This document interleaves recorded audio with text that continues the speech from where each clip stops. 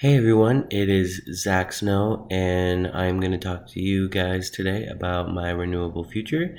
I decided to talk about Boulder, Colorado. And if you look right here, that's just a little bit about my design. And if you see up here, it's the temperature is fluctuating, the wind speed changes. Solar primarily always comes back to zero, but it keeps fluctuating, the same with the others. Week by week shows that 2 week output, which is currently 3,291. And then you got that CO2 saved, which is 2,269. And then cost per ton, which is 157.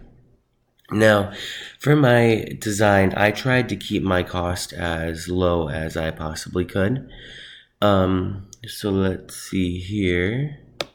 When I click redesign system, if you look right here, it kind of just talks a little bit about it. It says design a system that uses solar, wind, or both.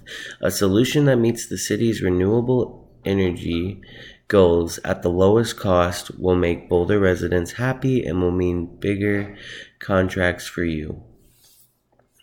So it shows area used. I didn't want to use the whole area, of course, and I actually couldn't, because if you look right here, if I move up this, my budget is in the negatives, and I don't want to come off with less than what I had.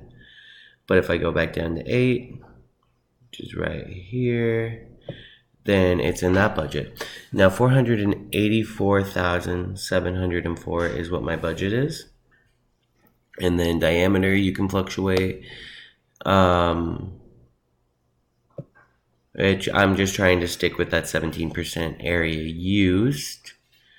And if you go up right here, you can fluctuate that solar. If you look right here, it says a little bit about what our goal is here. Energy profile and your challenge targets are based on the data from the U.S. Energy Information Administration, EIA, or as well as from city officials and local utility companies. National average cost per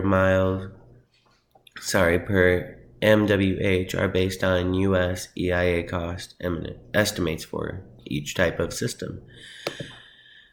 So yeah, that was my goal, to create my renewable energy as much as I possibly could.